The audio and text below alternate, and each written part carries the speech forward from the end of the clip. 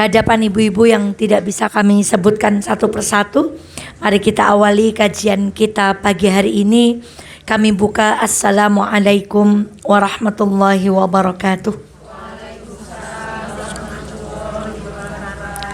Alhamdulillahi rabbil alamin. Alhamdulillahilladzi la ya'til hasanata illa minhu. Asyhadu an la ilaha illallah wa asyhadu anna Muhammadan abduhu wa rasuluh. Allahumma salli ala Muhammad wa ali Muhammad kama sallaita ala Ibrahim wa ali Ibrahim innaka Hamidum Majid. Sehat ya ibu-ibu? Alhamdulillah. Mari kita terus bersyukur. Mari kita bersyukur dengan cara yang baru. Hari ini Allah masih memberi kesempatan untuk kita menambah kebaikan-kebaikan untuk akhirat kita. Semoga langkah kita dari rumah, duduk kita hari ini, mendengarkannya telinga kita kepada ayat-ayat Allah, melihatnya mata kita kepada catatan tentang kebesaran Allah, menjadi catatan pahala yang akan memberatkan timbangan kebaikan kita di hadapan Allah Subhanahu wa taala. Shalawat dan salam semoga senantiasa terlimpah kepada baginda Muhammad sallallahu alaihi wasallam. Teruslah yakin dengan apa yang beliau bawa, dengan apa yang beliau sampaikan. Dan salah satu ayat yang turun kepada beliau adalah intang surullah yang surukum. Kalau engkau menolong agama Allah, pasti Allah akan tolong. Kalau kita ngopeni Al-Quran, Allah akan openi kita semuanya. Kalau kita ngopeni majelis ilmu, yang meminta kita datang ke majelis ilmu akan ngopeni kita. Kalau kita ngopeni fakir, miskin, sekolah, maka yang memiliki fakir, miskin, Tuhannya orang-orang sekolah itu akan merawat kita semuanya. Maka ya Allah, semoga duduk kita pagi hari ini mengantarkan kita kepada syafaat baginda Muhammad sallallahu alaihi wasallam. Taib, hari ini kita akan belajar tentang satu surah di dalam juz amma, yaitu tafsir suratul duha wahya makiyah. Surat ad-duha, dan dia turun sebelum Nabi hijrah, makanya disebut dengan makiyah. Sebelum surah ad-duha itu surat apa? Atasnya Al-Lail. Kalau Al-Lail bunyinya bagaimana? Wal-laili idza yaghsha. Baru setelah itu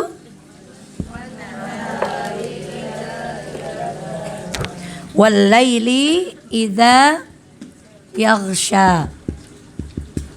Kemudian baru wan-nahari idza tajalla.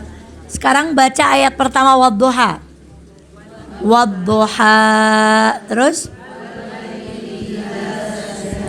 wal-laili idza saja. Ini malam. Ini siang. Kalau ini siang baru Masya Allah. Indahnya Al-Quran, Bu. Kalau di surat Al-Lail Allah menyebutkan malam dulu, setelah malam ada siang. Kalau di surah Ad-Duha Allah sebut siang dulu baru. Itulah keindahan gaya bahasanya Al-Quran. Sangat seimbang, tidak hanya dari satu jurus, tapi Allah menggunakan sisi yang lain supaya semakin menggambarkan kita bahwa Al-Quran itu bukan buatan manusia, melainkan kalamullah, melainkan wahyu dari Allah Subhanahu wa ta'ala. Taib, yang pertama, poin pertama kita akan belajar tentang asbabun nuzul. Asbab nuzul, atau apa yang menyebabkan surat Ad-Duha ini diturunkan kepada baginda Muhammad sallallahu alaihi wasallam. Di dalam kitab tafsir Ibnu Katsir disebutkan yang pertama, qala Imam Ahmad hadatsana Abu Nuaim hadatsana Sufyan anil Aswad bin Qais qala Sami'tu junduban yaqulu ishtakan nabiyyu falam yuqim laila aw lailataini. Nah, jadi suatu hari Rasulullah Shallallahu Alaihi Wasallam itu tidak bangun sholat malam 1 atau 2 malam. Ada yang mengatakan atau 3 malam. Jadi entah karena beliau sakit, entah karena beliau mengalami permasalahan yang lain, sehingga diriwayatkan di dalam hadis Ahmad beliau tidak bangun lailah au lailatani. Nah, fatat imra'ah faqalat, maka datanglah kepada baginda Muhammad sallallahu alaihi wasallam seorang perempuan. Kemudian dia berkata, ya Muhammad, wahai Muhammad, ma ara syaitanaka illa qad tarakak. Fa anzalallahu azza wajal surat ad-duha. Kemudian perempuan ini berkata kepada baginda Muhammad sallallahu alaihi wasallam, aku ngelihat nih, kayaknya setanmu telah meninggalkanmu. Nah, begitu Rasulullah tidak bangun, kemudian tidak mendapatkan wahyu, maka datanglah seorang perempuan bernama Ummu Jamil. Siapa, Bu? Istrinya Abu Lahab. Dia melihat Rasulullah ini 3 hari nggak mendapatkan wahyu. Maka kemudian kata dia, ini kesempatan buat jatohin baginda Muhammad Sallallahu Alaihi Wasallam. Maka perempuan cantik ini datang kepada baginda Muhammad dan bicaranya, lihat kalimatnya, Bu. Setanmu udah ninggalin kamu ya, gitu. Kok 3 hari kamu nggak bangun malam? Kok 3 hari kamu nggak dapat? Jadi Allah sama Ummu Jamil disebut apa, Bu? Setan, Bu. Maka kalimatnya, setanmu sudah meninggalkanmu ya. Kok 3 malam engkau tidak mendapatkan? Masya Allah, Allah disamakan dengan. Maka menurut riwayat ini, gara-gara ucapan perempuan ini, kemudian turun surat ad-duha. Ada riwayat lain yang mengatakan bahwa suatu hari Rasulullah sedang duduk kepada Abu Bakar, Bu. Duduk dengan Abu Bakar. Lalu datang Ummu Jamil. Ummu Jamil itu ada riwayat yang lain mengatakan gak mau manggil Muhammad, Bu. Nama Nabi Muhammad itu diganti dengan Muzammam.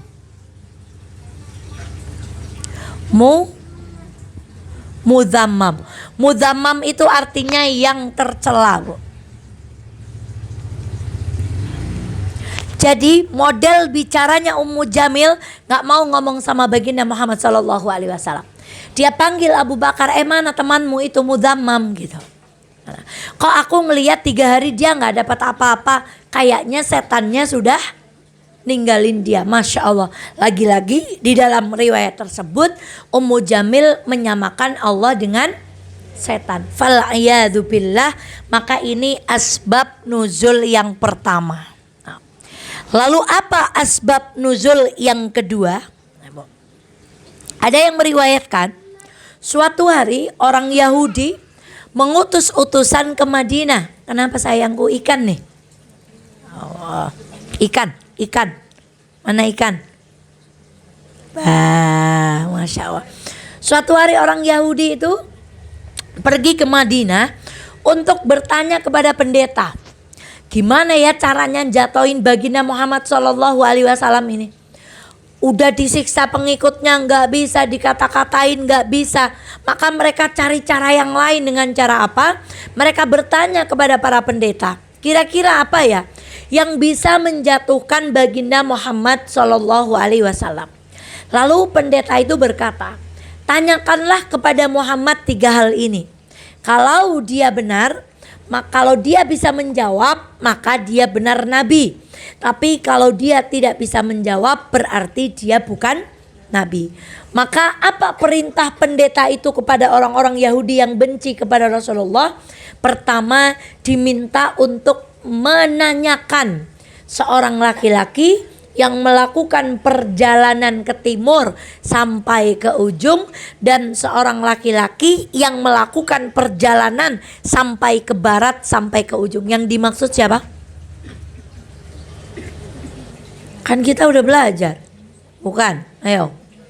Bukan. Yes, Zulkarnain. Karena melakukan perjalanan sampai ke timur dan Lalu ditanyakan tentang 3 hal ini.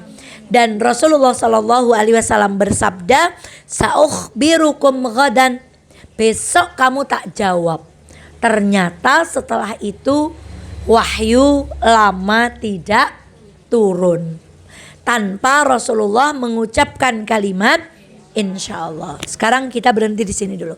Kalau Rasulullah nggak bilang insya Allah tuh sebenarnya salah nggak, Bu? Sebenarnya tidak salah. Karena memang setiap permasalahan yang orang kafir tanyakan kepada Rasulullah langsung sama Allah tuh dijawab, Bu. Turun malaikat Jibril dijawab. Belah bulan dijawab. Tanya tentang Masjidil Aqsa dijawab. Bertanya tentang apa saja dijawab. Tapi kali ini Allah ingin memberikan pelajaran kepada orang-orang kafir, bukan memberi pelajaran kepada baginda Muhammad SAW, tetapi kepada orang-orang kafir. Bahwa apa? Wahyu itu tidak bisa turun dengan aturan baginda Muhammad SAW. Bukan untuk negur Muhammad tuh, dikira aja segeleme wae. Wahyu tuh bukan, tapi untuk berkata kepada orang-orang kafir. Sini tak buktiin. Kalau Al-Quran itu karangannya Muhammad, maka setiap saat Muhammad kalau mau tinggal. Tapi karena Al-Quran itu adalah kalamullah, maka Nabi Muhammad saja tidak bisa mengatur kapan turun dan tidaknya, Bu. Maka sesungguhnya ketika Rasulullah tidak berbicara insya Allah, bukan berarti Rasulullah salah. Tapi ada pendidikan yang ingin disampaikan kepada orang kafir dan kita kepada umatnya. Masih kurang yakin nih kalau ini dari Allah tuh. Nabi Muhammad tuh gak bisa ngatur Al-Quran.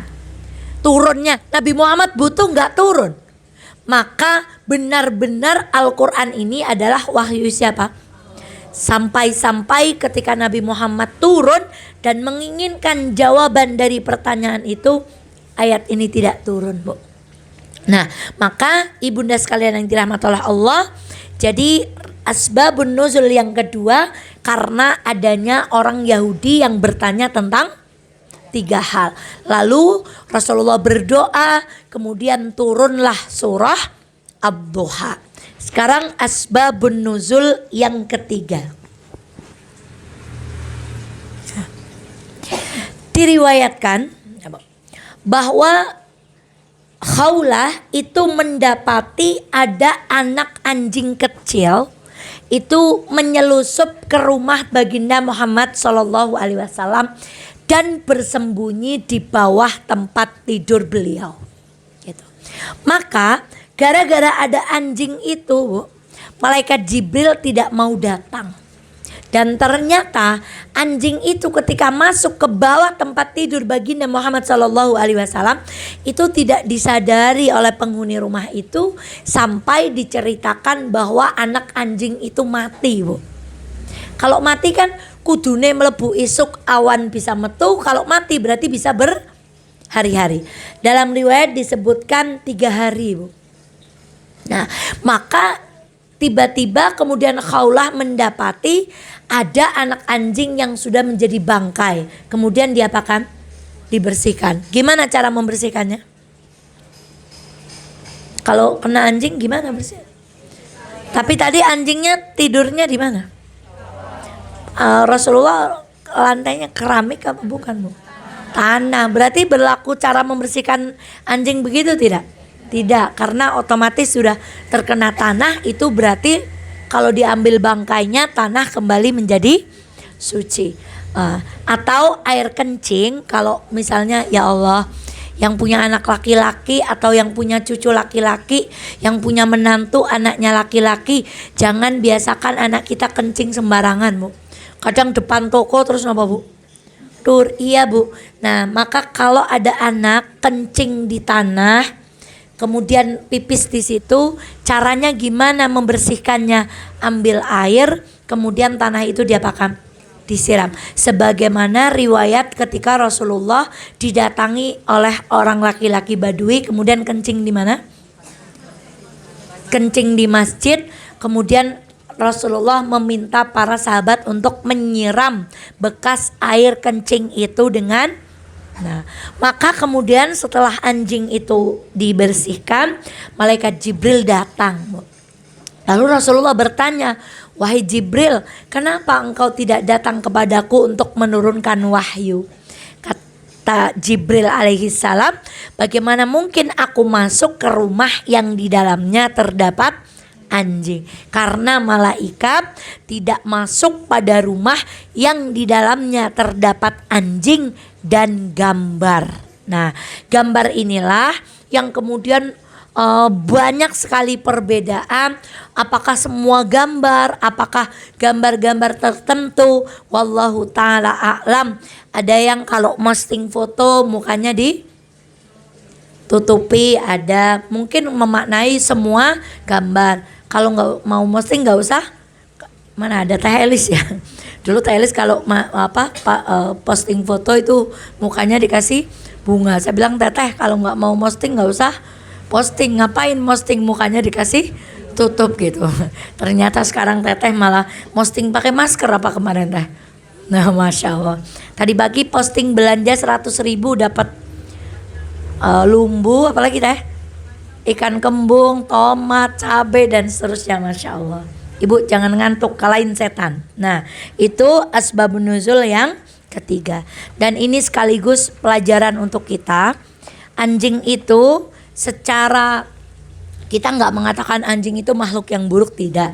Tapi di dalam Islam kita mengenal hewan itu adalah najis. Maka kita mengambil pelajaran, Ibu, malaikat itu nggak mau masuk kalau di rumah kita ada keburukan. Barang haram, milik orang lain yang kita berjanji lalu kita ingkari. Kita membeli sesuatu itu dengan hasil yang tidak diridhoi oleh Allah. Atau pagi-pagi kita sudah bertengkar dengan orang tua, pasangan dan anak-anak. Ketika malaikat mau membagi rizki, saya bayangannya begini Bu. Kata malaikat, lah resida wong akibat padu, yo lu ngapain pindah ke rumah yang lain yang suami istrinya sedang bercengkrama atau sedang sholat duha, atau yang istrinya sedang pamit suaminya mau berangkat ngaji. Lah ini cocok, ini dapat rezeki. Tapi kalau rumah isinya anak nggak akur sama orang tua, suami bertengkar sama istri, anak nggak seneng sama orang tuanya, malaikat enggan masuk Bu. Karena dari hadis ini kita belajar malaikat nggak masuk ke rumah-rumah yang di dalamnya terdapat keburukan atau kemaksiatan.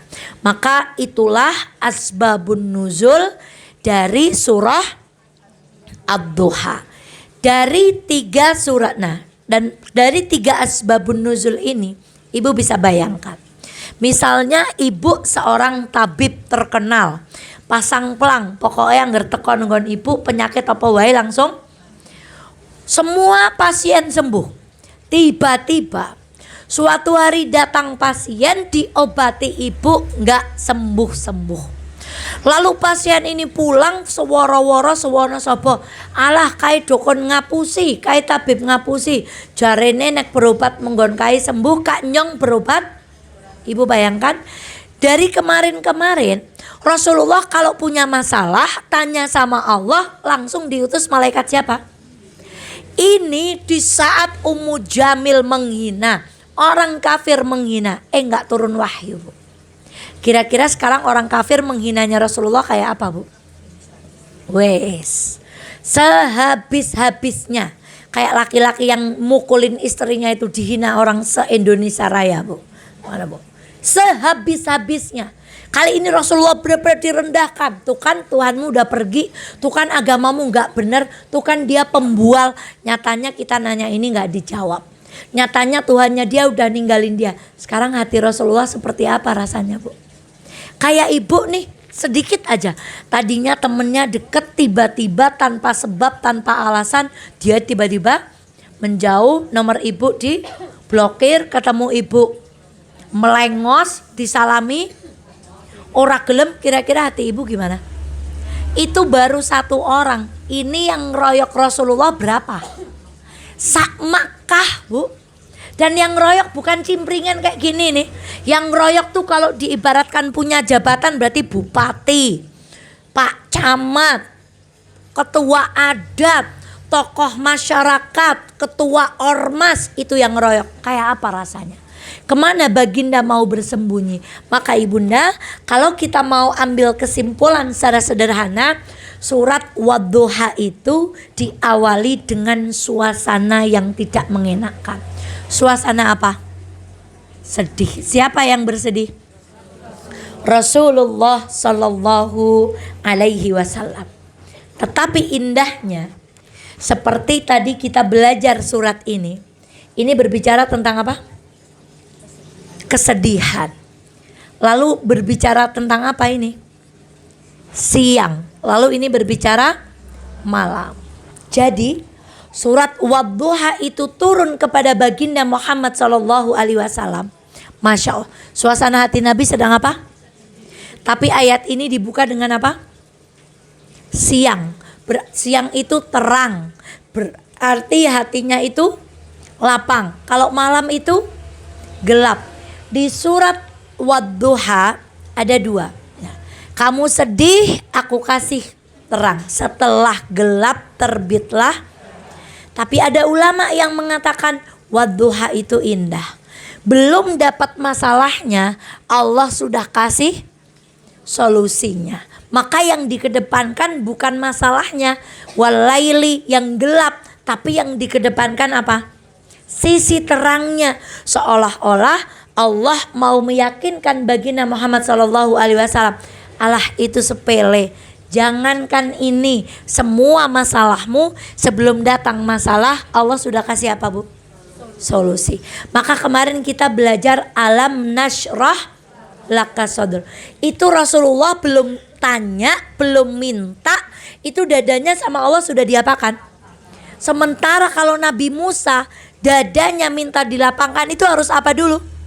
Berdoa dulu, Rabbis srahli sadri. Kalau baginda Muhammad Sallallahu Alaihi Wasallam kamu nggak minta, Allah langsung berfirman alam nashrah. Bukankah dadamu telah aku lapangkan? Itu menunjukkan bahwa perkara baginda Muhammad Sallallahu Alaihi Wasallam itu depannya kemudahan, bahkan sebelum datang kesulitan. Kemarin kita belajar inna ma'al usri yusra. Kita kemarin belajar yang datang duluan sebenarnya apanya? Kemudahannya, baru kesulitan. Jadi datang dulu 2 kemudahan, baru Allah berikan apa? Ini untuk meyakinkan kita semuanya. Kalau kita beriman kepada agamanya baginda Muhammad Sallallahu Alaihi Wasallam, ada kabar gembira untuk kita. Alam nashrah laka sadrak wadduha wal laili idza saja. Kemudian satu lagi, inna ma'al usri yusra fa inna ma'al usri yusra. Taib, sekarang kita ke kalimat wadduha, ayat pertama dari surat ini. Bunyinya bagaimana, Bu? Wadduha. Apa arti terjemahnya di mushafnya, Ibu? Demi waktu duha. Sekarang kita lagi-lagi lagi-lagi kita bertemu dengan sumpah. Nah, betul? Kemarin kalau ada sumpah ada apa? Siapa yang masih ingat? Ada sesuatu yang sangat penting. Setelah ada sumpah harus ada apa kalau dalam bahasa Arab? Yang masih ingat dapat door prize pertama. Ayo, deleng-eleng. Catatannya diluru nang dowor, nang kanan, nang ngisor, nang buri, bolak-balik. Harus ada apa? Door prize pertama ini harus ada apa? Harus ada apa? Harus nama Allah lagi. Bukan lagi. Ya udah, door prize-nya berarti buat Ustaz Eva nih. Harus ada jawab dari sumpah. Kayaknya Ustaz Eva orang tahu ngomong kuwi loh. Always. Always, mesti always. Nah, ini ada kalimat wadduha. Wadduha. Allah bersumpah dengan waktu duha. Tadi benar tuh, kalau sumpah menunjukkan segala sesuatu itu sangat penting. Sekarang gini, I love you gitu. Terus yang kedua kita bilang masuk, demi Allah aku mencintaimu. Itu ibu lebih percaya sama yang mana? Ya Allah. Yang kedua, ayah sayang nggak sih sama aku? Sayang, beneran. Sayang, beneran. Sayang, itulah perempuan. Jadi mau dijawab sayang 1000 kali tetap nggak percaya kan gitu kan? Aku cantik nggak sih ya? Cantik, beneran. Cantik, beneran. Sama dia cantikan mana? Cantikan kamu. Mau dijawab 1000 kali tetap nggak? Jadi ngapain nanya, Bu? Masya Allah. Jadi pengen dijawab gimana, Bu? Nah, maka kalau kita bilang, ya Allah, I love you. Dengan demi Allah aku mencintaimu. Di hati ibu lebih yang mana, Bu? Demi Allah. Yang ada apanya? Sumpahnya. Maka sebelum kejawab, jadi yang disumpahin tuh apa? Tadi kan aku mencintaimu. Demi Allah aku mencintaimu. Berarti jawaban dari sumpah itu adalah aku mencintaimu. Sumpahnya apa tadi? Demi aku mencintaimu. Itu namanya kalimat. Kalau Mbak Eva bilang demi Allah aku mencintaimu, ada sumpah, ada kalimat. Nah, kalimat itulah yang disebut dengan jawab sumpah. Sekarang Allah sedang bersumpah, wadduha. Dengan apa yang kedua? Walaili idza saja. Nah, Ibu, makna wadduha yang pertama waktu duha. Makna wadduha yang kedua pertengahan siang. Pertengahan apa? Siang. Nah, makna wadduha yang ketiga adalah makna keseluruhan. Dari pagi sampai apa berarti? Tenggelam matahari. Maka yang diterjemahkan, yang dipilih adalah waktu duha. Kalau kita mau melihat waktu duha, sebenarnya waktu itu pagi itu dibagi 3, Bu. Jadi yang pertama fajar. Setelah fajar namanya apa? Subuh dulu. Subuh. Kemudian setelah subuh syuruk. Kemudian setelah syuruk duha. Nah, kapan manusia mulai aktivitas? Waktu kapan? Iya benar, subuh sudah ada yang bangun, sudah ada yang mulai jeklekin kompor. Syuruk, iya betul, orang sudah semakin banyak. Makanya pasar pagi syuruk itu sudah berdatangan. Tapi belum semua. Tapi ketika waktu duha, semua orang angger duwe anak, duwe keluarga, duwe aktivitas. Kalau waktu duha pasti semuanya sudah nopo, Bu? Sudah obah, Bu. Wah, kalau perempuan rutenya udah gimana, Bu? Oh, udah gini nih perempuan rutenya. Oh, udah gini. Kalau laki-laki rutenya gimana? Set gitu. Atau seret ya wes. Nah, makanya laki-laki kalau disuruh beli gandum merek A, beliin gandum merek A ke warung. Di warung itu nggak ada merek A, pulang bawa apa? Nggak bawa apa-apa. Terus kalau suami pulang nggak bawa apa-apa, ibu bilang gimana? Dongeli tuku, dan beleng kongkon tuku apa? Nah, emang kita Ustazah Eva kalau pulang dari Wonosobo gitu suka guyu dewek nang motor ke nang cantelan ke isine apa bae. Ya Allah, anak kresek apa. Kalau bapak-bapak pergi dari mana-mana kalau nggak dipesenin beliin ini pulang bawa apa, Bu? Gak bawa apa-apa karena memang otaknya tuh begini, Bu. Gitu, Bu. Jadi sebenarnya kalau ibu menuntut suami pengertian, suami bilang I love you, ibu sedang menuntut kepada makhluk yang gak punya pola kayak gini, Bu. Kita ini polanya kayak gini, pengen disayang, iya bermakna tidak bermakna. Laki-laki tuh gak kayak gitu. Jadi kalau ibu mau suami kita ngerti, pokoknya harus ngerti. Ya gak bisa, gimana kok pokoknya harus bodowa lah. Bodowa itu gimana, Bu? Bu, terserah ayah lah. Lah ayah suruh gimana? Jawabannya terserah. Ya terserahnya gimana? Jawab lagi apa? Ini nggak bisa laki-laki dibegitukan, Bu. Jadi manusia yang namanya perempuan itu pancen angele pol-polan diterjemahkan, Bu. Ruwet nih, Bu. Nah, maka kembali ketika waktu duha, ibu petanya sudah ngul begini. Kalau suami kita, ya nggak usah iri, Bu. Emang ibu bisa menguasai hati suami? Ibu kan gini tuh, mbok nek isu koyong ini. Ibu tuh memang ibu Tuhan bisa ngatur hatinya suami. Gak bisa kan? Jadi ibu bisa mengendalikan perbuatan suami apa enggak? Yang kita bisa kendalikan adalah perasaan. Jadi gini caranya bu. Jadi kalau suami petanya begini, ibu hatinya gimana? Kendalikan, ayo gimana? Ayo gimana mengendalikan diri?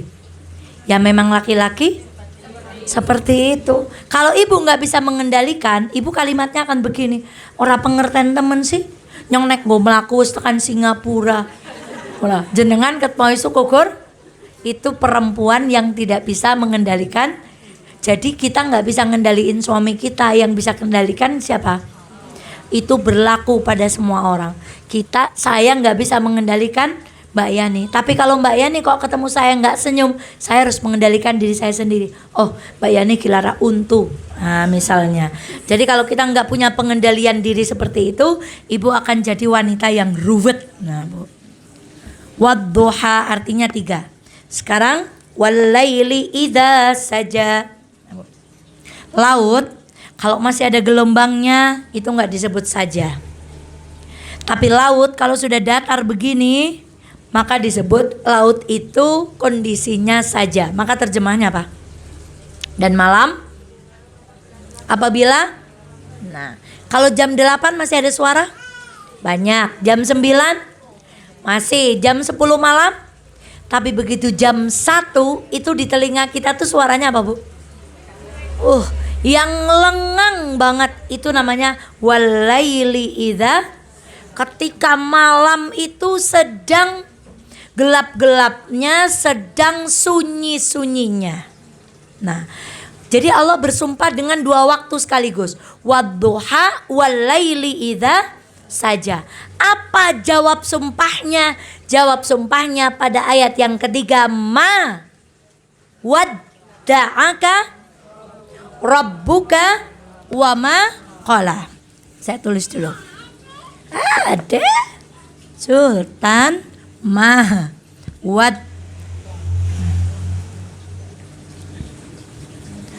wadda'aka rabbuka wa ma qala. Takut salah nulis. Nah. Ma terjemahnya apa? Tidaklah apa? Meninggalkan Tuhanmu dan tidak membencimu. Ibu tahu Haji Wada?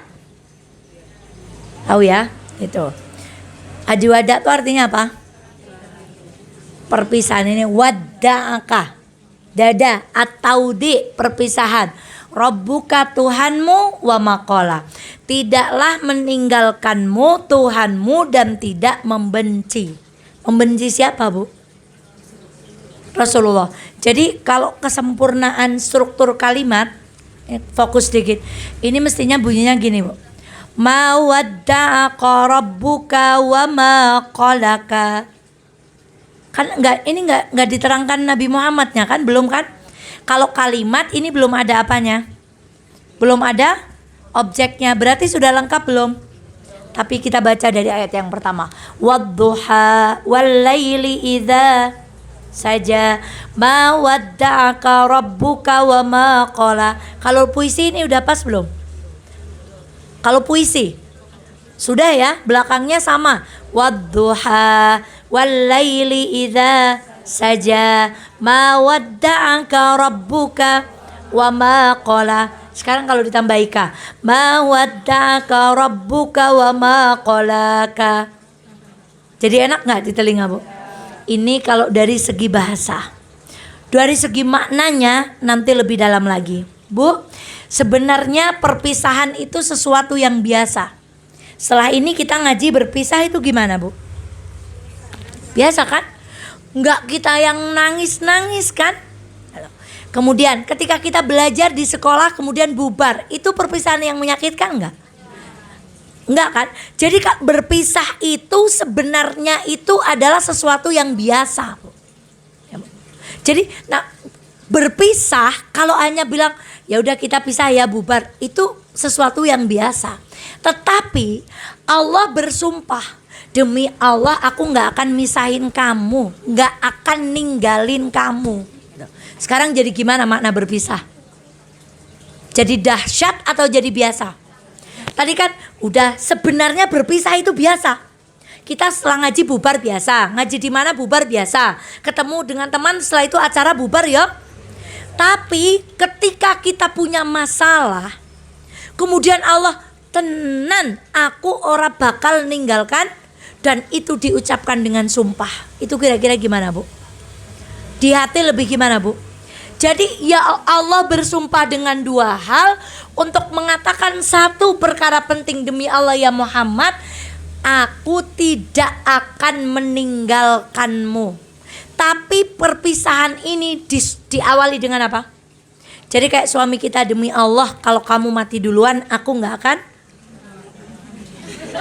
akan gitu. Ibu percaya nggak? Kok nggak percaya, Bu?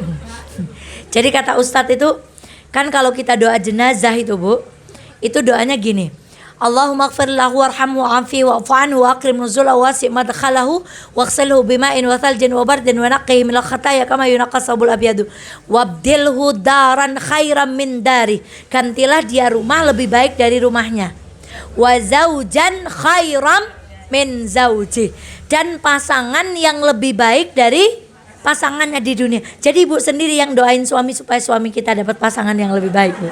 Jadi gimana besok kalau doa jenazah? Nggak usah ada itunya, Bu. Masa. Jadi sebenarnya yang doain suami kita dapat suami lebih baik siapa? Kita. Karena kita doanya pas meninggal tuh wabdilhu wa zaujan khairan min zauji, dan berikanlah dia pasangan yang lebih baik dari pasangannya di. Wow. Ibu tulus banget itu sama suami, Bu. Gitu, Bu. Nah, jadi Allah benar-benar tidak mau meninggalkan. Nah, ibu kalau manusia yang sumpah ibu nggak percaya. Tapi kali ini yang sumpah adalah Tuhan yang mensifati dirinya dengan kata Rob. Siapa masih ingat kalimat Rob artinya apa saja? Yang mencipta. Dua, memelihara. Yang ketiga, menjaga. Yang bersumpah tidak akan meninggalkan Nabi Muhammad adalah Allah yang punya sifat Rob, dan Rob itu punya 3 makna. Aku penciptamu, gak akan ninggalin kamu. Kamu itu milikku Muhammad, gak akan aku tinggalin. Dan kamu itu yang jaga aku ya Muhammad, aku gak akan ninggalin. Tuhanmu ini punya 3 sifat, menciptakan kamu, memiliki kamu, dan memelihara kamu, gak akan meninggalkanmu. Wama qala, dan tidak akan apa? Dan tidak benci. Ini kan kata benci. Ya, Bu. Kalau disambung dengan K berarti membenci siapa? Muhammad. Sampai ini menurut ulama makna dan bahasa, K-nya aja nggak disambungin, Bu. Saking-sakingnya Nabi Muhammad pengen dikasih tahu sama Allah, gimana ya? Kelintas benci ada enggak? Sampai namamu itu enggak akan aku gandengkan dengan kalimat apa? Karena demi Allah, Allah yang punya 3 sifat ini enggak akan sedikit pun membenci nama Nabi. Ditempel K-nya aja enggak. Saking enggak mungkin Allah benci kepada Nabi Muhammad. Walaupun tadi wahyu beberapa hari tidak, bukan berarti itu maknanya benci. Coba gimana, Bu? Ini indah sekali, Bu. Ya Allah, yang sumpah gak akan ninggalin itu Tuhan yang punya 3 makna, dan yang tidak akan membenci, Allah gak pengen namanya Nabi Muhammad yang kalau nanti kita ganti dengan huruf K nempel dengan kalimat yang artinya jadi sedikit pun gak ada kebencian kepada dirimu. Masya Allah. Saya kemarin baca buku judulnya Spiritual Motherhood gitu. Kemudian di situ ada tulis, apa yang pengen kamu sampaikan sih kalau kamu sebenarnya pengen bisa ngobrol sama orang tuamu, pengen pada suamimu gitu. Kan kita misalnya kayaknya suamiku nggak punya salah deh, tapi hati ibu tuh bisa nggak tulus kayak gitu? Maksudnya suamiku kayaknya nggak punya kekurangan. Bener nggak ibu ngomong suaminya nggak punya kekurangan? Ibu jujur nggak kalau bilang suami kita nggak punya kekurangan? Ya udah ditulis, enggak lah aku mau kayak di cerita-cerita yang kalau disuruh nulis suaminya nggak punya, tapi sebenarnya agak kekurangan nggak? Itu manusia, tapi Allah tuh nggak mungkin. Ya Allah, Kamu tuh lo namanya nggak tempelin dengan kalimat yang negatif. Karena nggak mungkin ada kebencian Allah kepada baginda Muhammad. Jadi kata guru-guru kami, surat ini adalah surat yang luar biasa, Bu. Kalau kita lagi sedih, kata beliau, takbirlah Allahu Akbar, kemudian membaca surat apa? Begitu sampai kalimat mawadda'aka rabbuka. Masya Allah. Ini nggak tahu, ini belum jadi ya, informasinya belum lanjut ya. Yang katanya Angelina Sondah mau ke Wonosobo ya, kita belum lanjut, belum kita follow up informasinya. Saya melihat cuplikan beliau tuh lagi ceramah nangis-nangis. Beliau mencuplik ayat ini, Bu. Di saat semua orang meninggalkan aku karena aku dijebloskan di mana, Bu? Wah, semuanya mencibir. Beliau mencuplik kalimat mawadda'aka rabbuka wa ma qala. Yang enggak ninggalin aku cuman satu. Siapa, Bu? Allah, Bu. Allah nggak pernah ninggalin kita. Kita maksiat aja Allah nggak pernah ninggalin, Bu. Mata kita tetap kemedep, ya Allah. Seandainya Allah membagi sesuai dengan ketaatan kita, Bu, maka rezeki kita itu akan sesuai dengan kualitas sholat kita, Bu. Tapi kita sholatnya jendat-jendit, ya tetap paringi rezeki. Atine cok seudon, ya tetap paringi rezeki. Tutu eken gonggelendengi, ya tetap paringi rezeki. Itu bukti bahwa Allah membagi kasih sayangnya tidak berdasarkan kesolehan kita, tapi memang rezeki itu sudah jatah, Bu. Maka ma wadda'aka rabbuka wa ma, ya Allah, ini jawab sumpahnya, Bu. Demi Allah, kamu ngapain sih bilang demi Allah, aku gak akan meninggalkan kamu. Itu enak banget, Bu. Tapi kalau bilang cuman aku gak akan ninggalin kamu, beneran iya. Ayo dong sumpah aku gak akan ninggalin kamu, kan beda, Bu. Dengan suami kita datang, demi Allah aku langsung apa, Bu? Miring berapa derajat, Bu? Kalau ibu suaminya tiba-tiba datang I love you gitu, langsung jalannya miring.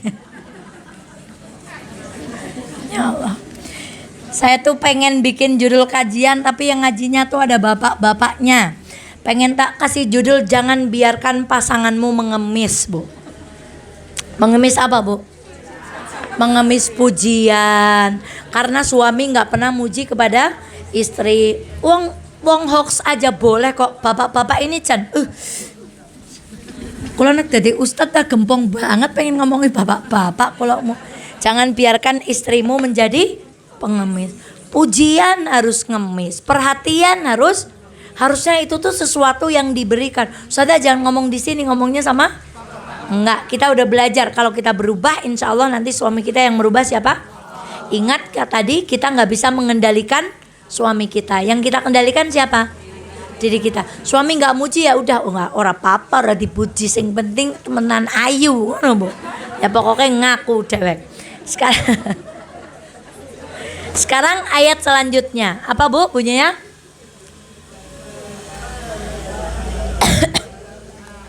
Walal Mbak Dea minumnya Ustaz Eva di mana?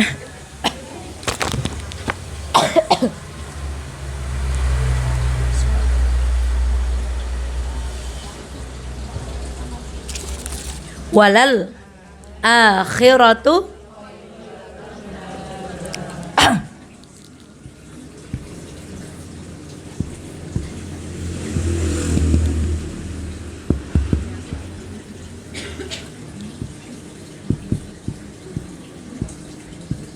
terjemahnya apa? Sungguh akhirat itu lebih baik bagimu. Sekarang maknanya. Makna yang pertama, walal akhiratu itu dimaknai akhirat. Nah, sedangkan kalimat minal ula dimaknai dunia. Nah, apa maksudnya? Masya Allah, Bu. Ini kan kita selalu walal akhiratu khairul laka minal ula. Ini ada yang guyon ini. Kalau ngaji datangnya Kerry langsung pakai dalil ini. Bilangnya apa? Oh enggak, Mbak Atma. Ini kebetulan ayatnya memang ini. Pengantin baru barokallah, semoga keluarganya sakinah mawaddah warahmah. Masya Allah. Kemarin ke rumah nggak berjumpa, Bu. Enggak apa-apa, duduk di belakang. Kenapa? Walal akhiratu khairul laka minal ula misalnya. Bukan ini ya. Walal akhiratu khairul laka minal ula. Sungguh akhirat itu lebih baik daripada dunia. Rasulullah Shallallahu Alaihi Wasallam, kita sudah sering dengar ceritanya bahwa beliau itu kalau tidur pipinya apa bu? Pingget bekas nopo? Telapak tangan dan bekas apa lagi? Pelepah kurmamu. Kalau kita pinggetnya kan di sini king coil gitu. Wes. Kalau enggak pinggetnya my love gitu. Apalagi kintakun gitu. Kalau Rasulullah pinggetnya tuh pingget apa tadi bu? Sekarang semiskin-miskinnya orang di Wonosobo, maaf, ada enggak orang tidur di atas pelepah kelapa? Saya kira enggak ada bu. Tapi begitu kehidupan Rasulullah Sallallahu Alaihi Wasallam. Suatu hari sahabat meminta, bolehkah ya Rasulullah aku ganti tempat tidurmu ini dengan kasur. Kemudian Rasulullah membacakan satu hadis, ya Allah, kita itu di dunia kayak rokib, kayak orang yang sedang jalan, kemudian ngiyup, setelah itu ada ngiyup terus, kenapa pergi bu? Ya Allah, Rasulullah begitu memaknai dunia bu. Suatu hari Rasulullah itu kalau sare itu misalnya lipetannya itu dibuat begini. Misalnya ini kain cuman di 2 kali. Suatu hari dirubah supaya lebih tebal, maka yang cuman dilipat 2 kali ini dilipat lagi. Kata Rasulullah, jangan. Apakah kamu ingin membuatku tidak bangun di malam hari karena yang tadinya tipis jadi apa bu? Jadi tebal. Nek kula pala mboten. Wis kasur egen gelari selemot, egen nggo penghangat, lebare nggo baju anget, kaos kaki men turune napa bu? Masya Allah. Itu Rasulullah bu. Masya Allah. Jadi akhirat itu lebih baik daripada dunia. Sekarang bahwa ujian itu di depan. Ini kan akhirat dong. Allah itu nyiapin ganti buat setiap ujian dan gantinya tuh pasti lebih baik. Kemarin kita sudah pelajari, ibu yang meninggal gara-gara keguguran, apa gantinya bu? Belajar di mana kita kemarin? Orang sing kelingan? Oh Vicky, ayo apa? Apa? Ibu yang meninggal keguguran gantinya dari Allah apa? Ya apa? Yang keguguran ini, bukan yang anaknya meninggal. Apa? Yes, bener apa? Ibunya akan ditarik dengan tali pusar oleh bayi yang keguguran itu kemana? Masya Allah. Sekarang ujiannya keguguran dengan gantinya lebih bagus mana? Walal akhiratu khairul laka minal ula. Sekarang ibu yang diuji putranya meninggal, Allahumma gfirlahu warhamhu wa'afi. Semoga putra beliau mendapatkan tempat terbaik di sisi Allah Subhanahu wa taala. Apa bu ganjarannya kemarin? Ditarik-tarik kemana bu? Dan satu lagi, anak yang meninggal tidaklah orang tuanya masuk ke pintu surga kecuali di setiap pintu surga itu ada siapa? Ada anaknya yang meninggal itu. Sekarang kita tanya, iya pedih, manusia itu memang lumrahnya pedih. Sekarang ujiannya dengan gantinya lebih gede mana bu? Masya Allah. Sekarang Ja'far yang menjadi panglima pada saat perang Mu'tah, memegang panji Rasulullah, tangan kanannya ditebas. Memegang dengan tangan kiri, tangan kirinya ditebas. Kata Rasulullah, aku melihat Ja'far terbang di surga dengan kedua. Artinya tangan yang di dunia diganti dengan sayap di mana bu? Surga. Ujian dengan gantinya lebih bagus mana bu?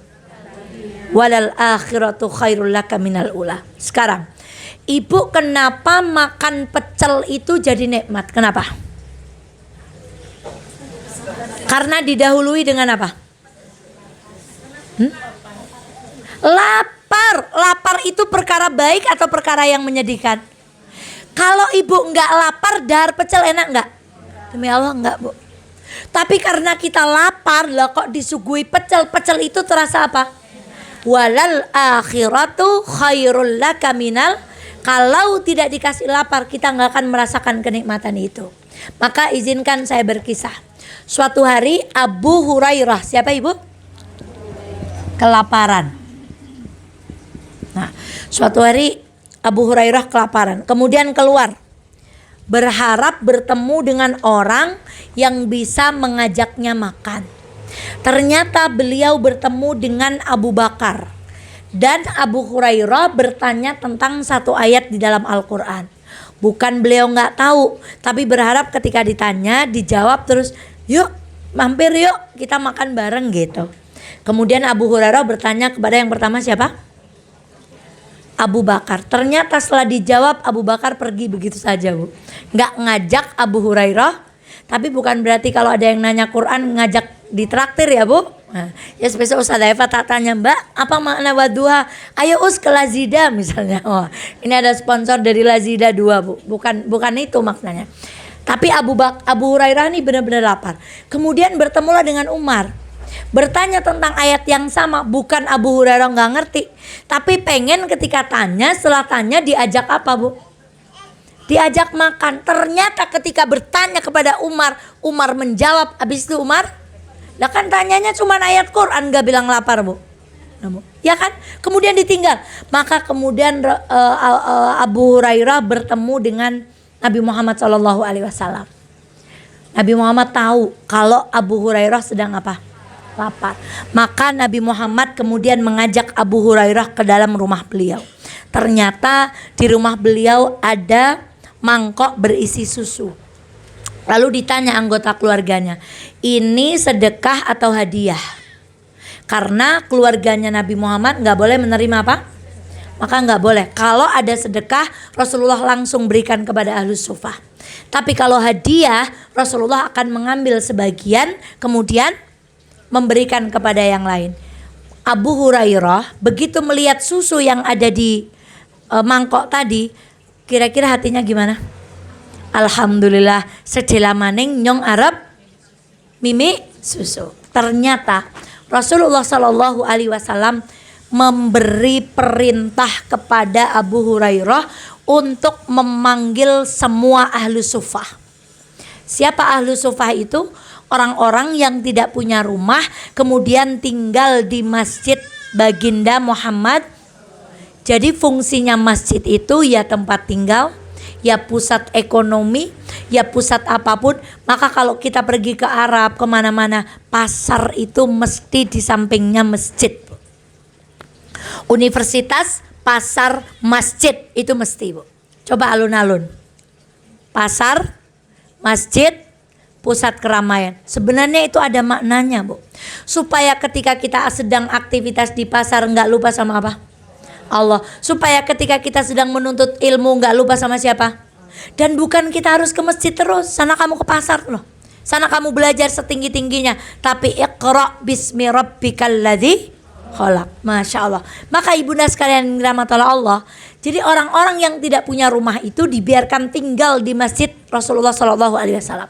Bahkan ada seorang perempuan yang namanya siapa? Deng deng deng 1, 2, 3, 4, 5 salah Google engkau, Bu. Siapa namanya? Ummu Mahjan. Tadi nggak jawab. Ummu Mahjan namanya, Bu. Ummu Mahjan itu tinggal dan kerjaan beliau adalah mengambili pelepah kurma, Bu. Ini nggak diperhitungkan. Nah, Abu Hurairah disuruh manggil semua ahlu sufah. Padahal susunya cuma segimana, Bu. Kira-kira Abu Hurairah gimana, Bu? Wong nyong sing ngelek malah kon ngundang. Maka kemudian ahlu sufah itu datang ke rumah Rasulullah Shallallahu Alaihi Wasallam, meminum susu itu, dan ketika mereka semua telah minum, susu itu tidak berkurang sedikit pun. Bagian dari apa? Mukjizat Rasulullah. Lalu tinggal berdua, Nabi dengan Abu Hurairah. Apa kata baginda Muhammad Shallallahu Alaihi Wasallam? Isyrab. Enggak Nabi dulu. Enggak, kamu dulu. Gitu. Enggak, Nabi dulu. Enggak, kamu dulu. Enggak, Nabi dulu. Kamu dulu. Lalu Abu, gimana coba, Bu? Sama Nabi disuruh apa, Bu? Wih, ya Allah, Bu. Ibu diundang Pak Jokowi, suruh makan bareng, disuruh apa, Bu? Ambil duluan. Kalau suruh naik mobil, naik duluan. Suruh naik pesawat, naik duluan. Disuruh makan roti 400.000, makan duluan. Ya, Bu. Jadi disuruh nyuwil dulu gitu Bu. Masya Allah. Nyambung aja ibu ini Bu. Ibu ini Nabi Bu. Isyrab, kamu duluan. Kata Abu, udah kamu duluan. Maka kemudian beliau minum. Setelah minum, kira-kira minumnya langsung hop apa isen-isen Bu? Nabi tahu kemudian isyrab, minum lagi. Ya Rasulullah, udah isyrab. Lalu Abu, sekarang diisin-isin enggak? Ya masih isin ya, baru kedua kali ya. Kata Rasulullah setelah Abu Hurairah minum yang kedua kali, kata Rasulullah, isyrab. Suruh minum terus. Kemudian Rasulullah berkata, isyrab ya Abu Hurairah.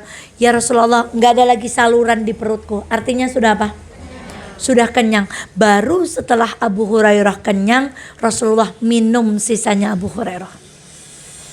Sekarang Abu Hurairah bisa melupakan kejadian itu enggak Bu? Bisa enggak Bu? Saya yakin enggak bisa Bu.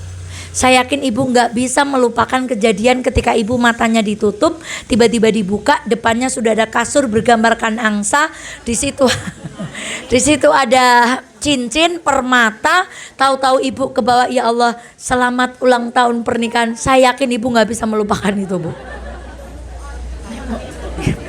Hanya ada di mana Bu? Hanya ada di film. Ya bayangke dewek loh pesusah. Gak usah nuntut suaminya begitu.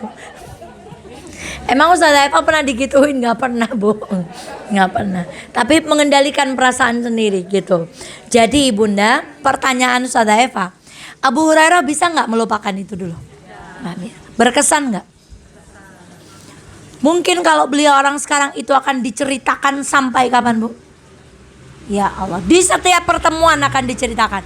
Tetapi awalnya Abu Hurairah untuk mendapatkan kesan itu tadi harus apa dulu? Harus dicuekin. Abu Bakar gak ngerti banget ya kalau aku lapar. Umar juga, gimana sih Umar? Sampai ke Rasulullah ketemu susu masih disuruh apa Bu? Itu gak akan berkesan kalau Abu Hurairah tadi gak yang tiga-tiganya itu dulu Bu. Rasulullah, aku lapar, ayo ke rumahku minum. Beda Bu. Sampai kemudian Ahlu Sufa minum semua, kata Rasulullah, isyrab. Enggak, isyrab. Ya Allah, itu berkesan. Walal akhiratu khairul laka. Maka apapun yang terjadi pada kita hari ini, sudah ada janji Allah, ma wadda'aka rabbuka wa ma qala, walal akhiratu khairul laka. Pasti setelah kejadian ini Allah siapkan episode kehidupan yang lebih indah dari kehidupanku. Satu ayat lagi kita selesaikan, ayat selanjutnya. Wih, jebule udah 11:30. Apa? Wala. Wah, ini pokoknya surat Ad-Duha tuh, ya Allah. Udah tadi ma wadda'aka rabbuka wa ma qala, walal akhiratu khairul laka minal. Masya Allah, selanjutnya apa? Wa la saufa yu'tika rabbuka fa tardo. Masya Allah. Wala. Ini kalimat sumpah, penekanan Bu. Bukan sumpah, tapi penekanan. Saestu begitu Bu. Penekanan. Terjemahnya apa? Sungguh. Sungguh-sungguh. Saufa artinya apa di situ? Akan kan? Terjemahnya bagaimana bunyinya? Sungguh kelak Tuhanmu pasti memberikan. Kelak itu kan berarti akan. Ini dua. Yu'tika itu namanya fi'il mudhari'. Fi'il mudhari' itu kalau bahasa Inggris namanya present continuous tense. Present continuous tense. Sesuatu yang akan sedang terjadi. Nah, ini ketemu lagi kata-kata rabbuka. Tadi maknanya ada berapa? 3. Yang terakhir kalimat fatarullah. Nih, ada 3 kalimat yang Allah gunakan untuk menekankan bahwa kamu benar-benar akan diberi. Kalimat apa yang pertama? Wala. Wala itu artinya penekanan. Tenan, saestu, benar. Saufa, Tuhanmu bakal. Yu'tika, tadi present continuous. Berarti present continuous tense itu pekerjaan yang masih jauh apa yang sudah dekat? Dekat kan? Sedang berlangsung kan? Berarti jaraknya jauh atau dekat? Berarti pemberian itu akan diberikan dengan jarak yang jauh atau akan segera diberikan? Tak kei opo misalnya. Kapan? Sesok-sesok. Itu enggak. Tapi ini tak kei. Kapan? Bar iki. Masya Allah. Bar iki. Itu ada penekanan. Jadi ada 3 penekanan. 1 dengan kalimat wala. 2 dengan kalimat saufa. Akala akan. Pasti. Pasti. Kelak akan. Ditambah lagi pemberian itu diungkapkan dengan kalimat present continuous tense, menunjukkan bahwa pemberian itu tidak akan jauh tapi sedang atau akan terlaksana. Keren banget kan Bu? Gimana sih Pak? Mama tak beliin mobil. Alah ngapusi. Tenan mah. Tahu-tahu ibu ditelakop langsung dikasih apanya Bu? Kuncinya itu Bu. Nah, Bu. Mimpi lagi ya Ustaz, ajak bermimpi. Timbang ora nonom aluwong mimpi. Sekarang, kalau yang sumpah itu suami, ibu bilang dari apa? Mimpi, gitu kan? Sekarang yang bersumpah mau memberi siapa? Yang punya 3 sifat Rabb, apa tadi artinya? Mencipta, memelihara. Ya Allah. Ini maka pasti akan kejadian. Kalau yang ngasih suami kita mau surprise tenan, bari kita tuh kok oke. Kita mungkin bilang mimpi. Tapi ini yang bilang nanti kamu tak kasih pemberian, yang bersumpah siapa? Yang menekankan dengan 3 kalimat penekanan siapa? Maka lihat apa setelah Allah memberi fatarudha. Ibu. Ridha itu kita sudah belajar di lam yakunil, Bu. Lam yakunil udah belum sih? Udah kan? Khalidina fiha radhiyallahu anhum. Apa sih pemberian yang ridha, Bu? Ibu dikasih pemberian yang ketika ibu ditanya tuh, ibu pengen apa lagi? Gak ada. Udah cukup. Yang pengen apa lagi? Gak ada. Ketika diberi apa itu Bu? Ibu bilang ke suami ketika diberi apa gak pengen dikasih lagi Bu? Gak ada ya Bu? Kalau manusia gini. Ingat kita ngaji tafsir di sini, ibu dikasih putranya ranking 1. Tapi sesekolahan, pasti ibu itu masih berhayal dong ranking siji kabupaten. Terus dapat beasiswa SMA, ibu masih bilang dong ya aling oleh cakur SMA tok ya tekan kuliah. Sekarang dikasih beasiswa sampai kuliah, ibu masih bilang gimana? Ya Allah dong ya sisan karo lapangan pekerjaan. Sudah dikasih beasiswa lapangan pekerjaan, ibu masih bilang gimana? Jonge ya karo umahe senggawe ya, men aling mangkat nyambet gawe umahe. Itu namanya belum fatarudha, Bu. Tapi fatarudha itu dulu kita belajar di surat apa ya? Kita diberikan pemberian di surga, pengen apa lagi? Enggak pengen apa-apa lagi. Udah nikmat yang paling puncak yang akan diberikan Allah. Tapi kamu harus merasakan yang ayat pertama dulu itu loh. Diuji walal akhiratu khairul laka minal. Nanti kalau kamu sabar wala saufa yu'tika rabbuka. Masya Allah. Gimana sih Bu? Setelah diuji kita dapat hikmahnya. Ya Allah ternyata ini ya hikmah dari. Kemarin saya melihat video seorang laki-laki berdiri di pinggir tempat gitu ya Bu. Di sini ada motor parkir. Tahu-tahu motor ini tiba-tiba apa? Roboh.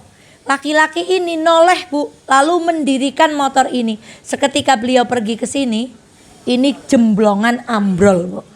Itu loh. Wala saufa yu'tika rabbuka. Ini orang kira-kira ketika melihat itu ambrol hatinya gimana Bu? Yang nggak bisa digambarkan Ibu. Kemudian ada nenek-nenek yang apanya itu jatuh ditolong. Itu tuh ya Allah, wala saufa yu'tika rabbuka fatarudha. Pemberian yang kita ridho, Allah ridho kepada kita tuh yang membuat kita nggak pengen dikasih apa-apa lagi. Dan itu nggak mungkin diwujudkan oleh manusia. Ibu diparingi emas berlian kali bojo tesih pengen sih? Tesih pengen apa mulai sih?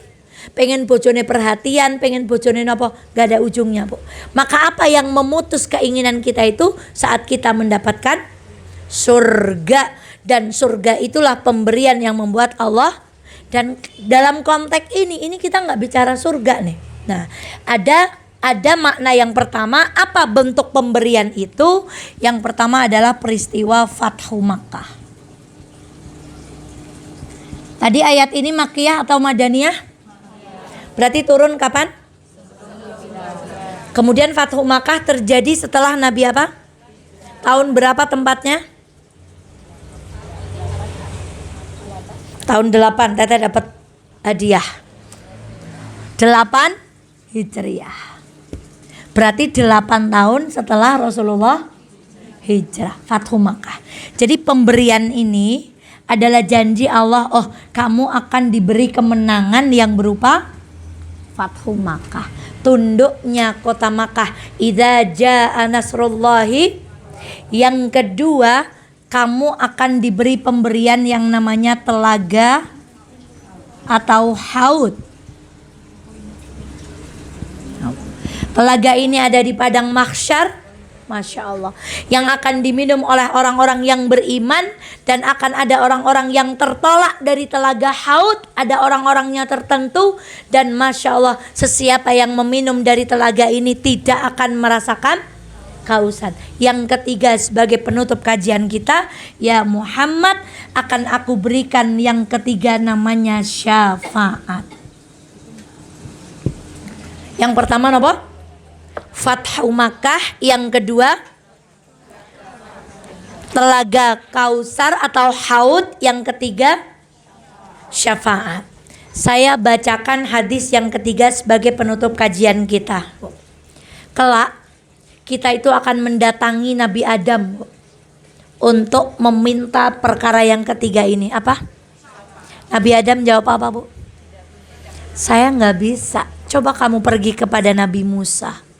Lalu kita akan berbondong-bondong, orang akan berbondong-bondong menuju Nabi Musa. Nabi Musa jawab apa? Enggak, saya nggak bisa memberikan syafaat. Lalu orang itu akan berjalan lagi menuju seorang nabi yang bernama Nabi Isa alaihi salam. Dan apa yang dikatakan Aisyah? Aku tidak pantas memberikan syafaat tersebut. Lalu Nabi Isa berkata, hendaklah kalian mendatangi baginda Muhammad sallallahu alaihi wasallam. Lantas mereka mendatangiku.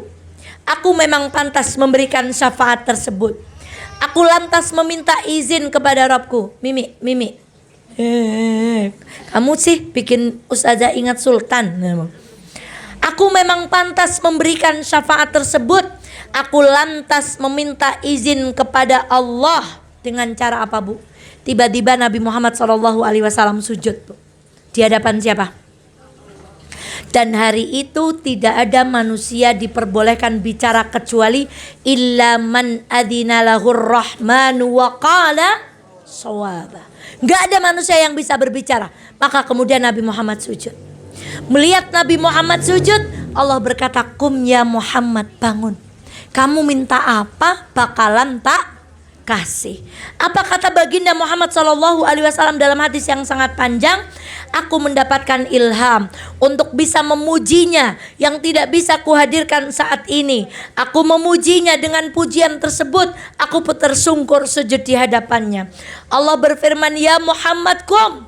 Kamu minta apa akan aku dengar. Mintalah, engkau akan aku beri. Kemudian Rasulullah SAW berkata, berilah syafaat kepada umatku. Kemudian Allah menjawab, syafaatmu akan diperkenankan. Aku pun berkata, wahai Rabbku, ummati. Kemudian orang-orang yang beriman dikeluarkan dari api neraka, Bu. Terus gimana nasib kita yang imannya sedikit, Bu? Ya Allah. Nabi SAW pun kembali sujud, Bu. Allah itu memerintahkan, keluarkanlah dari neraka orang yang masih memiliki iman di dalam hatinya seberat gandum. Jadi orang-orang yang sudah dimasukkan neraka dengan sujudnya Nabi Muhammad tadi dikeluarkan dari neraka karena di hatinya masih ada apa, Bu? Iman seberat. Pertama kita tulis seberat gandum. Ibu tahu butiran gandum? Kecil atau besar, Bu? Tapi bukan berarti lah nyong berarti pede. Nek nyong insya Allah berarti masuk. Lah ayam teman, Bu. Yang pertama seberat gandum. Aku pun berkata, wahai Rabbku, ummati, ummati. Kemudian Rasulullah masih meminta. Kemudian Rasulullah diberikan ilham untuk memuji. Kemudian Rasulullah sujud lagi, Bu. Kemudian kata Allah, ya Muhammad kum, irfa ra'sak, angkat kepalamu ya Muhammad. Kamu minta apa tak kasih, kamu minta apa tak kasih. Kemudian Rasulullah berkata, syafaat ya Rasulullah, ummati, ummati. Lalu Allah berkata lagi, keluarkanlah yang masih memiliki iman di dalam hatinya yang sebesar biji sawi. Gandum dengan sawi lebih kecil mana? Sawi. Rasulullah belum selesai, Bu. Rasulullah sujud lagi. Rasulullah menangis lagi, memuji Allah lagi. Allah bertanya, bangun ya Muhammad, kamu minta apa lagi? Kata Rasulullah SAW, ummati, ummati, ummati, beri syafaat. Kemudian Allah memerintahkan kepada para malaikat, ya malaikat, keluarkanlah orang-orang yang di dalam neraka yang masih memiliki iman, walaupun iman itu lebih kecil daripada biji. Atau kita itu fama ya'mal mithqala dzarratin. Ibu ingat Ustazah Eva menggambarkan dzarrah dengan apa? Debu yang terbang terkena sinar matahari. Voucher yang kedua buat Mbak Dea. Wah, Masya Allah, Bu. Debu, Bu. Jadi ya Allah, itu loh kasih sayang Rasulullah kepada kita, Bu. Jadi ketika kita membaca ayat ini, ya Allah, kelak di akhirat kita disiapkan hadiah yang luar biasa. Berupa apa? Syafaat. Jadi ketika kita pidato, kemudian sholawat dan salam semoga senantiasa terlimpah kepada baginda Muhammad sallallahu alaihi wasallam, nabi yang kita antu-antu syafaatipun wonten, gitu kan, Bu. Itu tuh nggak guyon kita, Bu. Itu tuh harus kita mana yang ya Allah punya iman sedarah aja diangkat sama Rasulullah, diberikan apa, Bu? Maka kita itu harus DP sayang tresno. Ibu percaya nggak kalau suami ibu bilang I love you tapi habis itu mukul? Ibu percaya nggak kalau suami ibu bilang aku mencintaimu tapi habis itu berkata kasar? Ibu kapan percaya bahwa suami ibu mencintai ibu? Sekarang banyak orang bilang aku cinta kepada Nabi. Cinta, Bu. Tapi habis itu mukul dengan cara apa? Tidak taat kepada. Gimana? Cinta kepada Nabi auratnya dibuka. Cinta kepada Nabi pergaulan dilanggar. Cinta kepada Nabi cara cari rizki di. Nabi percaya enggak? Enggak. Kita itu percaya kalau suami kita bilang aku cinta padamu, dia akan berlaku lembut. Maka orang yang mengatakan cinta kepada Nabi, bukti terbesarnya adalah dia mengikuti sunnah Rasulullah Sallallahu Alaihi Wasallam. Aturannya Nabi dijalankan. Yang enggak dicontohkan Nabi enggak usah dilaksanakan. Maka ibunda sekalian yang dirahmati Allah, bukan sepele-sepele kalau di awal kajian kita selalu meminta syafaat Allah yang diberikan melalui baginda Muhammad sallallahu alaihi wasallam. Kita lanjutkan pada pertemuan berikutnya.